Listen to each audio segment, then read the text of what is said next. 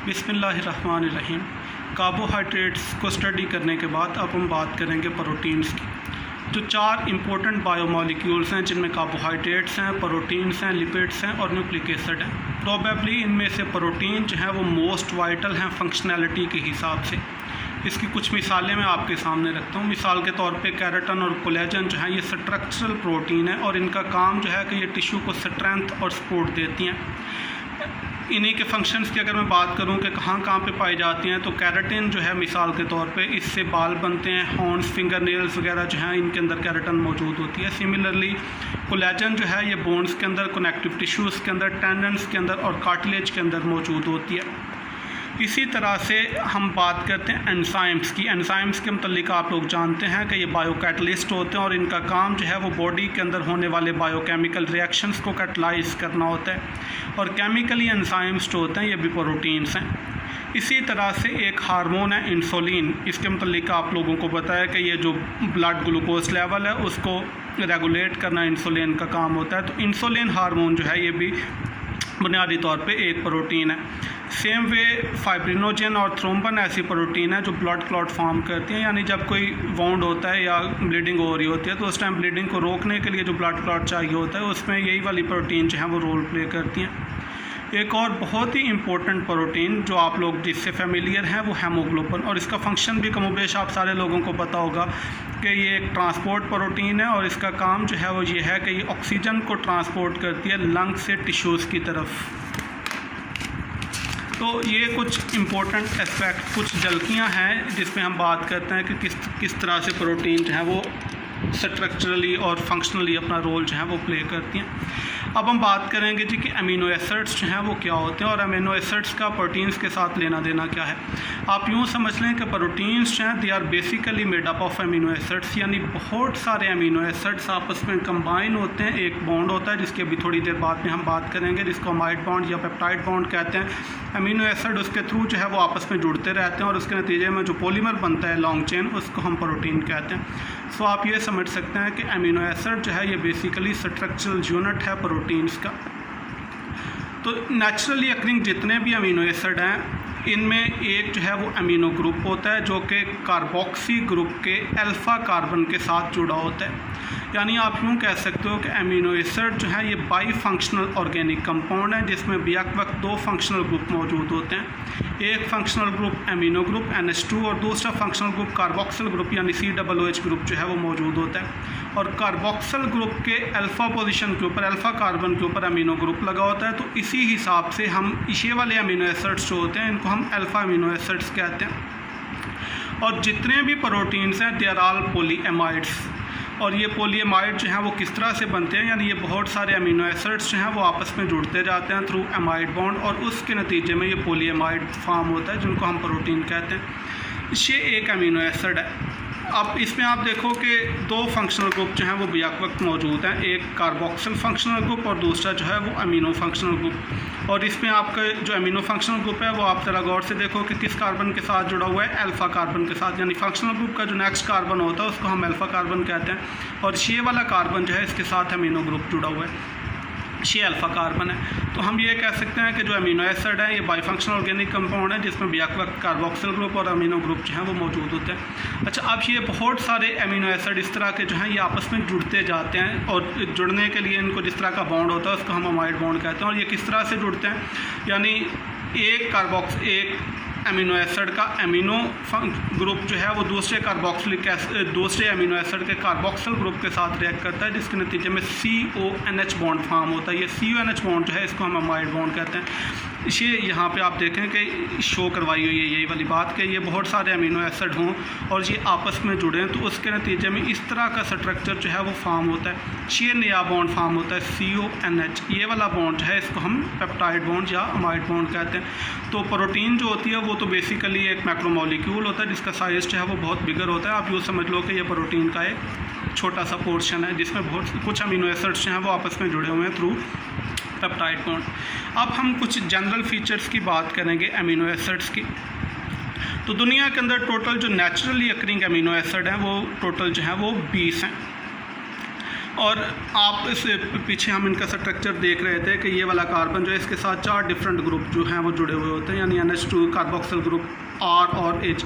तो ये जो 20 अमीनो एसिड्स होते हैं इनके दरमियान जो बेसिकली पॉइंट ऑफ डिफरेंस होता है वो ये वाला R ग्रुप होता है, यानी डिफरेंट अमीनो एसिड्स के अंदर ये R ग्रुप जो है वो डिफरेंट होता है। तो नेचुरली अकरिंग अमीनो एसिड्स जो हैं वो टोटल 20 हैं और इनके दरमियान जो पॉइंट ऑफ डिफरेंस है वो बेसिकली R होता है।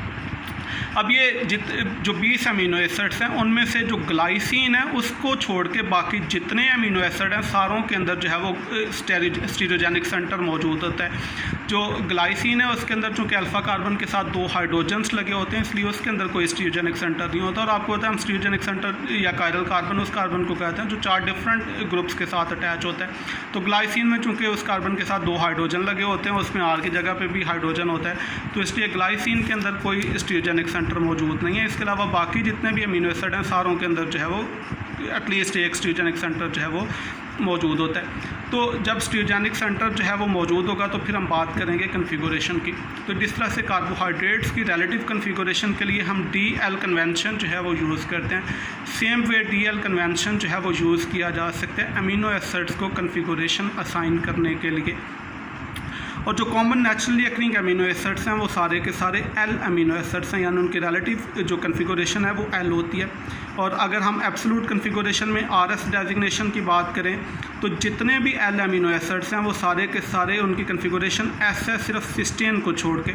मैं रिपीट करता हूँ इस बात को कि अगर हम RS कन्फिगुरेशन की बात करें तो L अमीनो एसिड्स जो नेचुरली अकरिंग हैं वो सारे के सारे उनकी कन्फिगुरेशन S होती है, सिस्टीन को छोड़ के। अगर हम नोमेनक्लेचर की बात करें कि अमीनो एसिड्स को नाम जो हैं वो किस तरह से ये दिए जाते हैं, तो अगरचे इनको IUPAC सिस्टम के थ्रू जो है वो नाम दिए जा सकते हैं, लेकिन समवट वो कॉम्प्लेक्स सिस्टम हो जाता है। तो जनरली अमीनो एसिड्स को जो है वो कॉमन नाम से ही लिखा और बोला जाता है।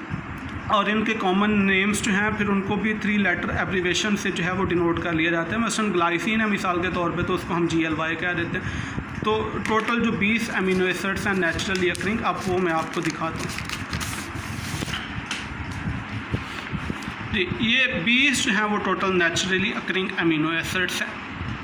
ये जो 20 नेचुरली अकरिंग अमीनो एसिड्स हैं इनको भी हम कैटेगराइज कर सकते हैं, यानी यहाँ पे 3 कैटेगरीज आपको इनकी नज़र आएंगी। एक न्यूट्रल अमीनो एसिड्स हैं, यहाँ पे एसिडिक, और ये बेसिक अमीनो एसिड्स।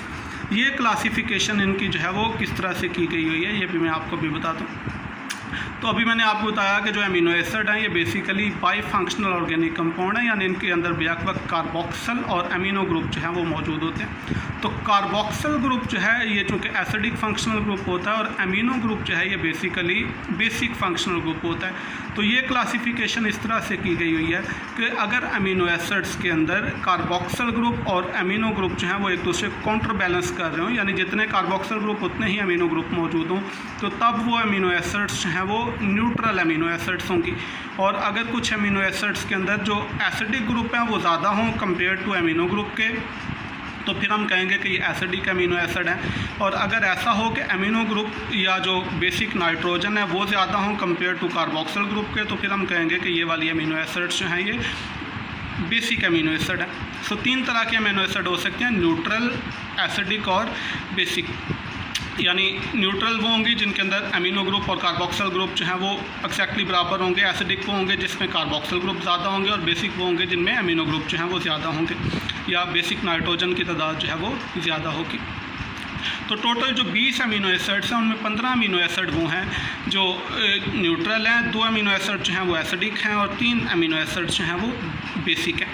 तो ये न्यूट्रल अमीनो एसिड एक एक करके अब मैं आपको दिखाता हूँ। इसमें ये आप देखें एलेनिन है, एस्पेरजीन है, सिस्टेन है, ग्लूटामीन है, ग्लाइसिन है, आइसोल्यूसिन है, ल्यूसिन है और मैथोनिन है।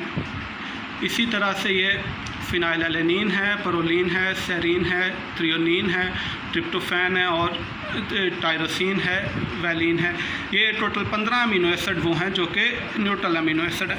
ये 2 अमीनो एसिड वो हैं जो कि एसिडिक हैं, यानी एस्पार्टिक एसिड और ग्लूटामिक एसिड। ये 2 जो हैं वो एसिडिक अमीनो एसिड हैं और ये 3 जो हैं वो बेसिक अमीनो एसिड हैं। तो तो एसिडिक अमीनो एसिड में आप देखो कि कार्बोक्सिल ग्रुप जो है वो एक से ज़्यादा दफ़ा मौजूद है, और जो बेसिक अमीनो एसिड है उनके अंदर जो बेसिक नाइट्रोजन है वो एक से ज़्यादा दफ़ा मौजूद है। तो इस बेस पे जब बेसिक नाइट्रोजन की तादाद ज़्यादा होगी तो वो बेसिक अमीनो एसिड होंगे, और अगर कार्बोक्सिल ग्रुप की तादाद ज़्यादा होगी तो वो एसिडिक अमीनो एसिड होंगे। अगर तादाद एग्जैक्टली बराबर होगी तो इस तरह के अमीनो एसिड्स को हम कहेंगे कि फिर ये न्यूट्रल अमीनो एसिड है। तो ये टोटल जो है वो इस तरह से 20 अमीनो एसिड्स बनते हैं। अब यहाँ पे एक और तरह से भी आप इस बात को जो है वो नोट करें कि कुछ अमीनो एसिड्स ऐसे हैं जिनके ऊपर स्टेरिक लगा हुआ है। आप ज़रा दोबारा से गौर से देख लें जिनके ऊपर स्टार लगा हुआ है।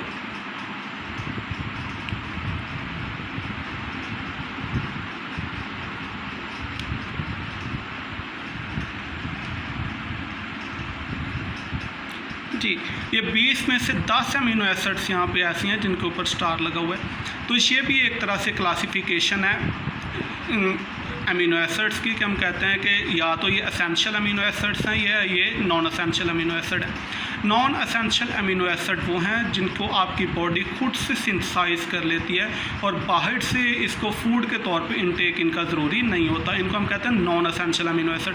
और एसेंशियल अमीनो एसिड वो हैं आपकी बॉडी जो है अनेबल होती है इनको सिंथेसाइज करने के लिए, और आपकी बॉडी रिक्वायरमेंट्स को पूरा करने के लिए ये अमीनो एसिड्स आपको बाहर से लेने पड़ते हैं। इनको हम कहते हैं एसेंशियल अमीनो एसिड। तो टोटल जो 20 अमीनो एसिड्स हैं उनमें से 10 अमीनो एसिड जो हैं वो एसेंशियल हैं और बाकी की 10 अमीनो एसिड जो हैं वो नॉन एसेंशियल हैं। तो जिन जिन अमीनो एसिड के ऊपर स्टार लगा हुआ है ये सारी एसेंशियल अमीनो एसिड है। तो ये इस तरह से दो तरह से आप क्लासिफिकेशन यानी कि अमीनो एसिड्स की कर सकते हो, एक न्यूट्रल एसिडिक बेसिक, और एक क्लासिफिकेशन इस तरह से हो जाएगी कि कुछ अमीनो एसिड जो हैं वो एसेंशियल होंगी और कुछ जो हैं वो नॉन एसेंशियल होंगी। ये वाली बातें जो हैं इसको शो कर रही हैं कि एसिडिक अमीनो एसिड वो हैं जिनके अंदर एक एडिशनल कार्बोक्सिल ग्रुप मौजूद होगा। सेम पे जो बेसिक अमीनो एसिड्स हैं ये वो वाली हैं जिनके अंदर एक एडिशनल बेसिक नाइट्रोजन जो है वो मौजूद होगा साइड चेन में।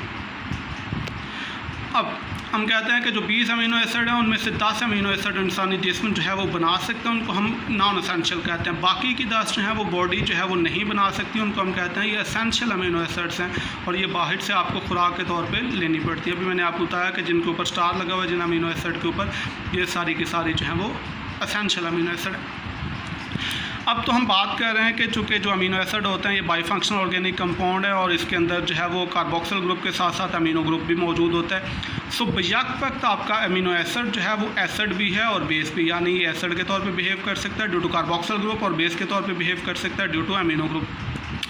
तो होता यह है कि एक इंटरनल प्रोटॉन ट्रांसफ़र होता है अमीनो एसिड के अंदर, जिसमें कार्बोक्सिल ग्रुप से एक प्रोटॉन जो है वो शिफ्ट हो जाता है अमीनो ग्रुप की तरफ। कार्बोक्सिल चूँकि एसिड डोनर है यानी एसिडिक ग्रुप है और अमीनो चूँकि बेस है, इसके पास लोन पेयर है, सो ये प्रोटॉन एक्सेप्ट कर सकता है। इस प्रोटॉन ट्रांसफ़र के नतीजे में एक इंटरनल साल्ट फॉर्म होता है जिसको हम ज़्विट्राइन कहते हैं। यानी ये अगर एक अमीनो एसिड है जिसके अंदर बैक वक्त कार्बोक्सिल ग्रुप, एसिडिक ग्रुप यानी कि और अमीनो ग्रुप यानी बेसिक ग्रुप जो है वो मौजूद है, तो एक प्रोटॉन यहाँ से जब इस नाइट्रोजन के ऊपर शिफ्ट हो जाता है तो उसके इस प्रोटॉन ट्रांसफ़र के नतीजे में इस तरह का बाईपोलर आयन जो है वो फॉर्म होता है, यानी ये कार्बोक्सिलेट बन गया और ये जो है वो अमोनियम आयन जो है वो बन गया यहाँ पे। तो ये वाली जो चीज़ फॉर्म होती है ये इंटरनल साल्ट है, इसको हम ज़्विट्राइन कहते हैं।